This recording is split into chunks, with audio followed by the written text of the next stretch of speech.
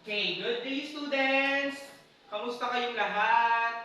Kamusta po ang inyong weekend? Meron po ba nagsimba dito bago magsimula? Or nung Sunday po, meron po bang nag-church? Mabuti kung ganon. Very good po yon. Okay, handa na bang makinig ang lahat? Pakitaas po ang kamay ng mga handa ng makinig. Taas po natin ang ating mga kamay. Okay, I guess lahat naman po is handa na makinig. So bago tayo magsimula, okay, pakipulot po ng mga kalat dyan sa ilalim ng inyong mga upuan. Pakipulot po. May nakikita po akong mga dumi dyan. Mga piece of paper. Pakipulot po. Pakilagay po sa bag. Okay. Kapag napulot na po, let's proceed to our prayer. Okay, tayo po ang lahat. Let's bow down our head. Galangin po ang Panginoon. Bow down our head and let us pray.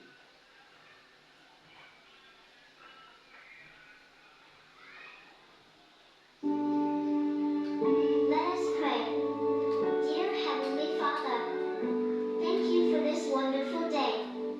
We thank you for the gift of life and all the blessings. We are grateful for the chance to learn and grow. Please bless our teachers as they guide us, and help us to listen, work hard, and be kind to one another. Fill our hearts with joy, our minds with knowledge, and our spirits with peace. May we use what we learn to make the world a better place. These all we pray in Jesus' name. Amen. Amen. Okay. Good morning, my students. Okay, pwede na po tayong umupo. Okay. Okay, now, meron po classroom rules si teacher na dapat sundin ng aking mga estudyante. Okay, ibibigay po ni teacher ang mga classroom rules na iyon. Okay. For my number 1 classroom rule is be respectful to teachers and classmates. Okay. Bakit nga po? Why do we need to be respectful to our teachers and classmates? Very good. For us to be able to understand each and everyone every place in this classroom. Okay. Napagong at Latsing ay matalik na magkaibig. Okay. For our next classroom rules is, can you please read? Very good. Follow instruction at all times. Of course, teachers have instructions and you have to follow them because they are rules or they are instructions that are needed to be followed. Very good. Okay. Number 3. Can you please read, Cassandra? Very good. Keep the classroom clean and orderly, di ba? Earlier I said that you pick up the trashes that you can see under your tables, under your chairs. Okay, we need to maintain our classroom clean because this is our second home. Very good. Okay, now let's proceed to attendance. Okay, class president, is there any absent today? Very good. None. Okay. Okay, now I have an activity for you before we start our lesson or our presentation now. Okay? Okay. But first, before we start with our activity, let's know what is our main objectives for today's lesson. Okay. Number 1, can you please read? Cassandra? Very good. Identify the parts of a research paper. So I think most of you know what will be the lesson for today. Okay. B. Can you please read, Miss Tasha? Very good. Gather and organize key information from reliable sources to support understanding of social issue. And last one, Tanya. Very good. Now, letter C. Compose a simple research report about selected social issue using clear, coherent, and objective language. Okay, that is our learning objectives that we need to attain for today's discussion. Okay, now let's proceed to our short activity. Okay. For our short activity, the direction is you need to give meaning to the given acrostics of the word research. Okay. Each letter you need to give a meaning for you. Okay, this is based on you, this is based on your observation or based on your experiences in your research study. Okay, let's start with you, Anna. Okay, R. Can you give please meaning to the letter R?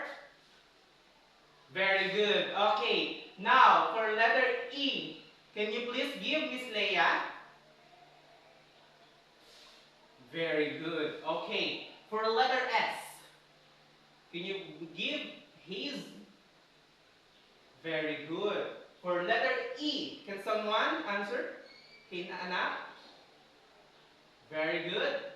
And letter A? Okay, me, Anna? Very good also. Letter C. Crystal. Okay, letter C. Very good. And now for the last letter H. Very good. Okay, all of your answers is correct because it is based on your own understanding about the word research. Okay, now I have here the questions about our activities. Okay, number one, give some importance of research. Anak, can you give me some importance of research? Why do we need to conduct a research? Very good. To be able to have a solution in the current problem, especially in our nation or country. Okay, very good. Number two, Kyla, how important is research nowadays?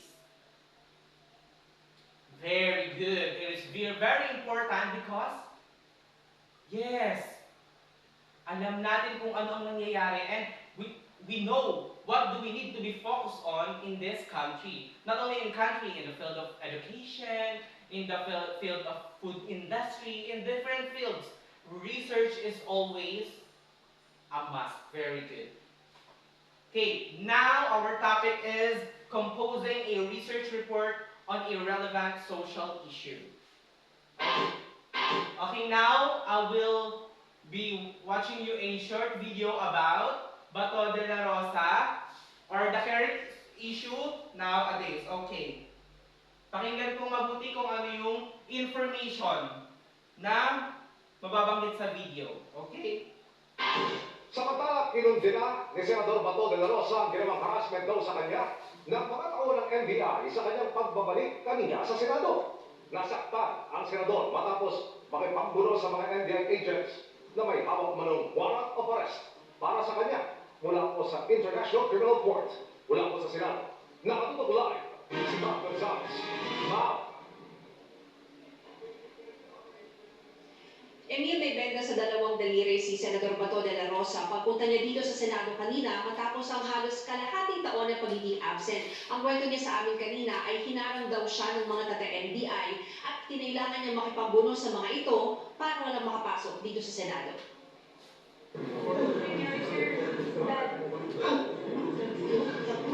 It's a crime. It's the worst government.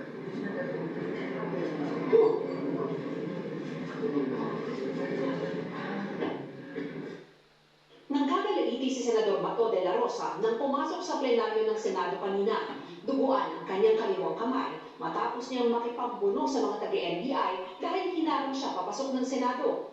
Sinita ni De La Rosa, pati ng ibang senador, si Senate Sergeant at Arms retired Major General Rene Samonte dahil pinapasok ang NBI sa Senate grounds. Paglaman ng PNR, sir. Bakit ko binayagan niyan mga tao niyan makapasok dito?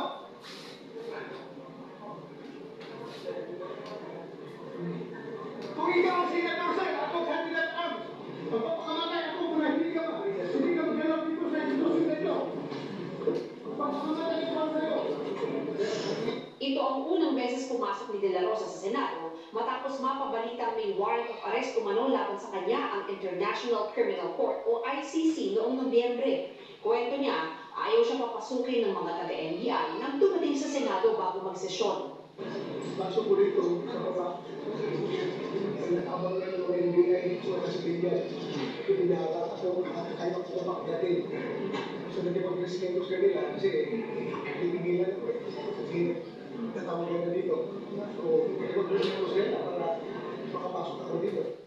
Okay, who among you here already watched or already know the current issue that I present? Okay? Okay. Okay, almost all of you know already this issue because this is a current issue here in the Philippines. Okay, now I have a question about the video. Okay, number one, what is the main issue presented in the video? Okay, anak, pakisagot po, Cholo.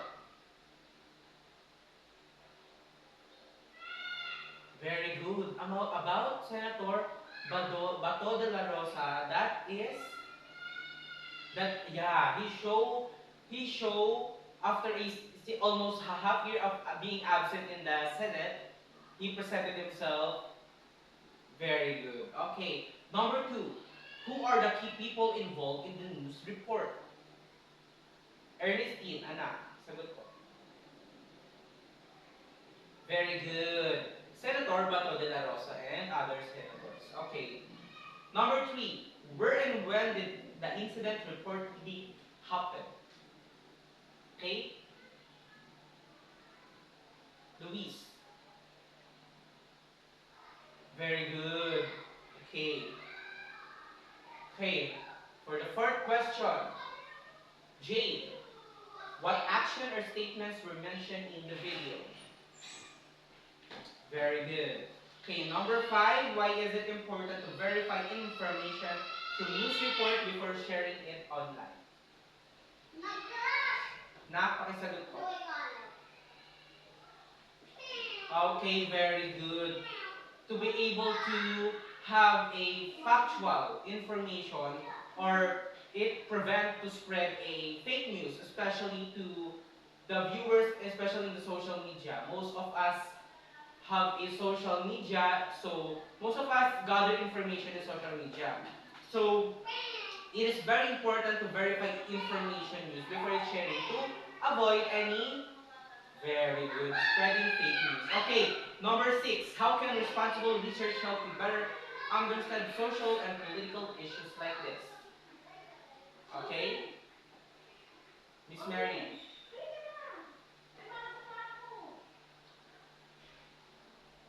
Very good. Nagiging aware. Yes. Very good. Nagiging aware tayo sa nangyayari sa ating paligid. Very good. Okay, now let's proceed to our main lesson. Okay. Number one. Okay. Our lesson for today is about research paper. Okay. A research paper or report is a systematic document that presents the results of a study. Okay, it includes key parts such as methodology, discussion, conclusion, and recommendations. All written in a clear and organized format, researchers are encouraged to focus on expressing ideas clearly rather than trying to impress readers. Okay, research is a study that needed to have a facts information or true information for us to become or for us to be called research. It is needed to have very good a factual informations. Okay, so research have a different parts which I will discuss earlier. So these parts conclude each information about the research. Okay, every part of the research is important because it represents all the paper. Okay, so to be more specific, a research report follows a standard structure. What do we mean when I say standard structure? Very good. It is organized. Okay, factual informations. Summary, very good. Introduction, very good. Very good. Okay. So the results and discussion, conclusions, and recommendation and reference also is on the part of a research paper. Okay. Now let's talk about the brief background about the research. Okay. The brief background provides a overview of the research topic. It explains the issue, situation, or problem that the study focuses on. So this section introduces the context of the study and gives readers enough information to understand why the research is important. Okay, in the brief background part, okay, it is only brief. Okay, it is called brief because this is only an overview of of the whole study or research topic. So in this part, it explains the possible solution, okay, the main issue, and the problem that needed to be focuses on the paper. Very good.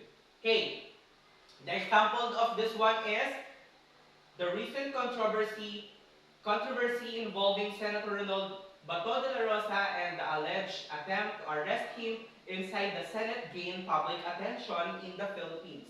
News organizations reported that tensions around between Senate officials and the National Bureau of Investigation or NBI regarding the implementation of an alleged arrest warrant. Public reactions on social media and news platforms showed different opinions regarding justice, government, authority, and the role of the Senate. This situation may serve as a possible topic for research about media, influence, public opinion, or political communication. Okay? In our example, it's very brief, but all of the needed information is here. So we have a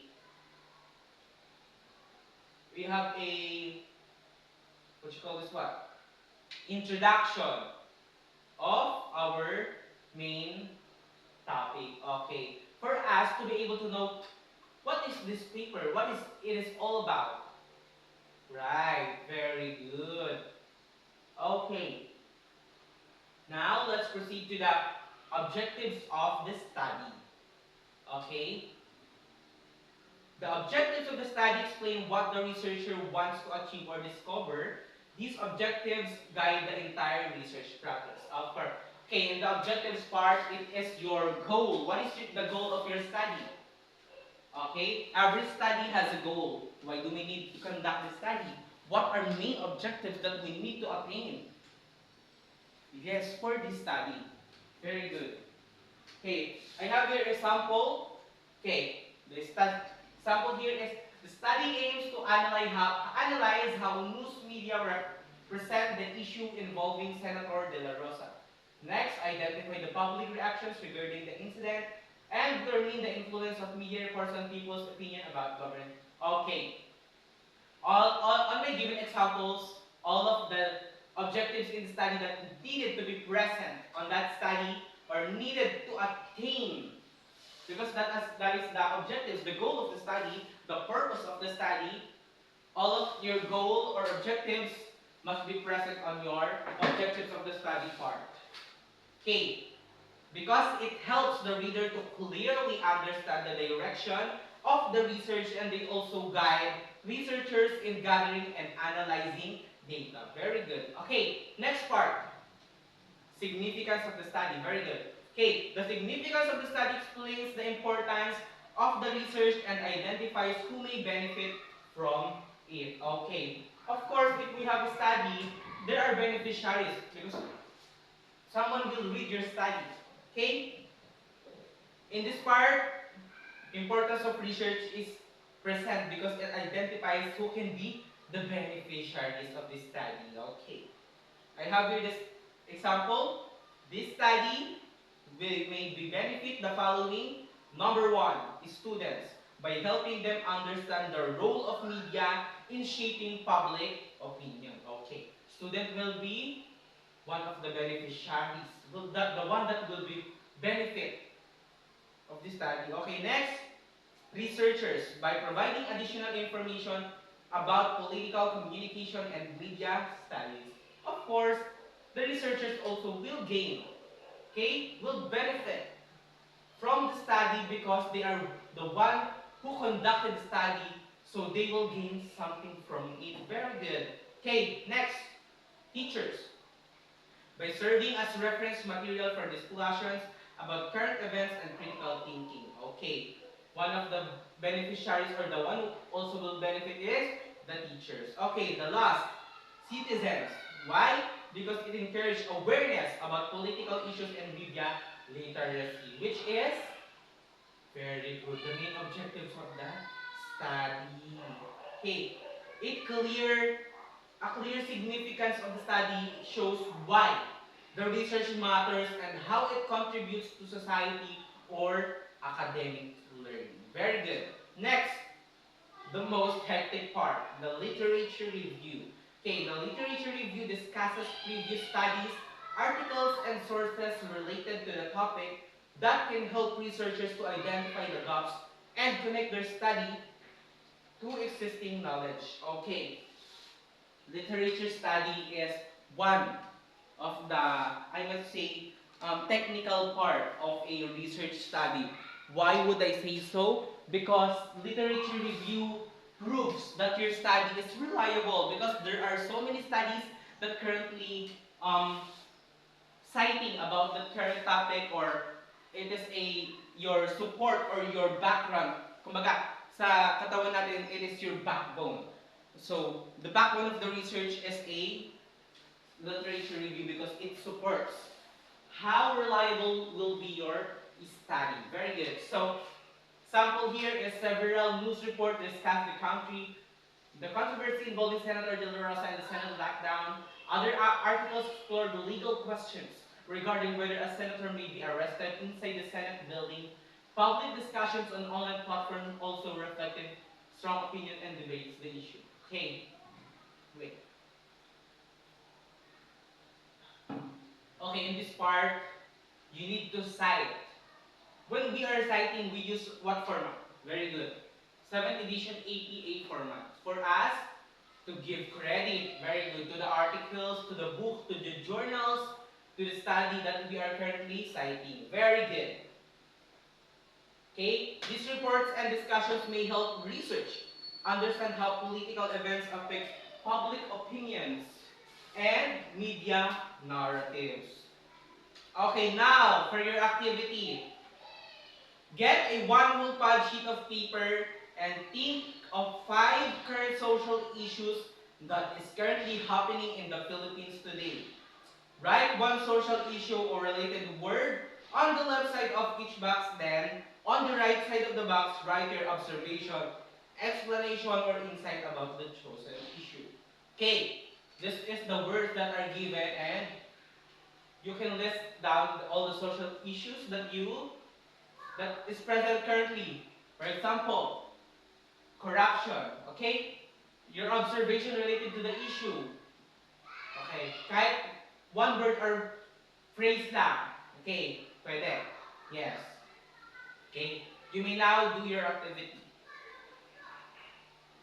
Okay, now pass your activity. Pass to the center aisle, pass it forward, pass it for me. Thank you. Okay, now we have a assignment. Okay? Your assignment is choose issues that are relevant and create proposed title for the research report. Okay, you need to present a research report or a proposed titles for our research report. And I will read it if it is connected to our current issues and relevant here in our country. Okay? Any more questions? Violent reactions? None? Okay? If none, that is the lesson for today's episode or for today's class. No more questions? Okay, goodbye my dear students. Thank you so much.